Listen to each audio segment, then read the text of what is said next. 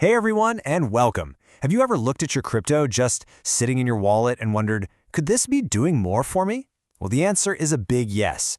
Today, we're going to pull back the curtain on staking, which is one of the coolest ways to earn rewards on your digital assets. And we're going to focus on how to do it on one of the biggest platforms out there, Binance.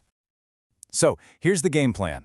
First, we'll kick things off with the absolute basics. What even is staking? Then we'll look at why so many people choose Binance. After that, we'll get to the good stuff, a step-by-step guide on how to do it. And then, and this is super important, we'll talk about the rewards and the risks. To wrap it all up, we'll figure out your next move. Sound good? Let's dive in.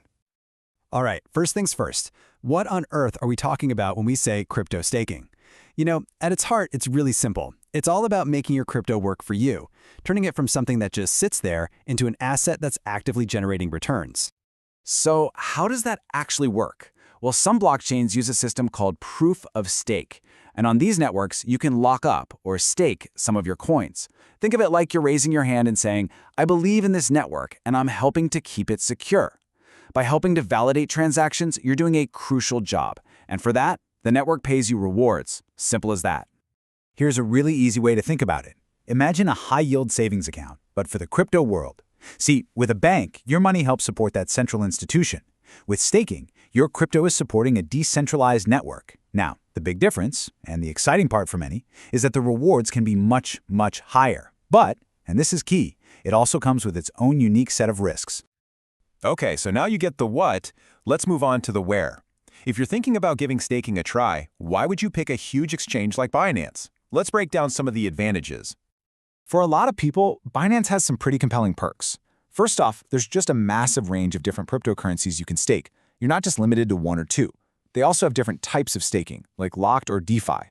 A huge draw, especially for beginners, is that the interface is just easy. It's designed to not be intimidating. And of course, the bottom line, the potential for some pretty competitive returns.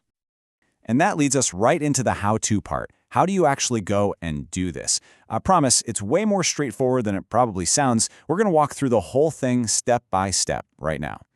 It really boils down to just 5 simple steps. First, you'll find the Earn section in your account. Easy. Then you pick which crypto you want to stake. Step 3 is choosing the type of staking product, like we mentioned, maybe locked or DeFi staking. After that, you just decide how much you want to stake and for how long. And the last step, just give everything a final once-over and hit confirm. That's it. Okay, let's pause on that third step for a second, because this is a really important choice you'll have to make. Locked versus flexible. With locked staking, you're agreeing to lock up your crypto for a set time, say 30, 60, or 90 days. You can't touch it during that period. The reward for that commitment, usually a much higher APY, or annual percentage yield. Flexible options let you take your money out whenever you want, but the trade-off is almost always a lower reward. So it's that classic dilemma, higher returns or more freedom. Earning rewards is awesome, right? But look, no conversation about crypto is ever complete if you don't talk seriously about the risks. It's just so important to understand both sides of the coin before you jump in. This table lays it out pretty clearly. On the reward side, you're earning passive income, and you're helping secure a network, which is pretty cool. But on the risk side, the big one is market volatility. The price of the crypto you're staking could go down, and that could easily wipe out any rewards you've earned. Then there are those lockup periods we just talked about. You can't access your funds. And finally, there's a very rare risk called slashing, where you could lose a tiny bit if the network validator makes a big mistake. Now, you are going to see some really eye-popping numbers thrown around, APYs that seem almost too good to be true. And while rates like this can happen, please remember, this is just an example. These numbers are not guaranteed. The APY changes all the time based on the market. It is not a fixed interest rate from a bank.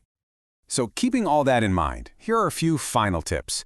If you're new to this, for sure, start small. Just test the waters with an amount you're totally okay with.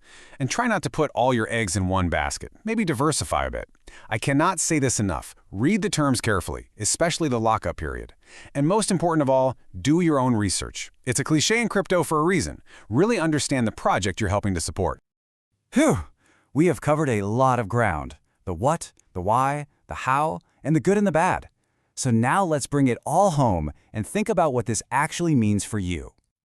When you boil it all down, this is the main idea. Staking is this amazing tool that lets you go beyond just being a holder of a digital asset.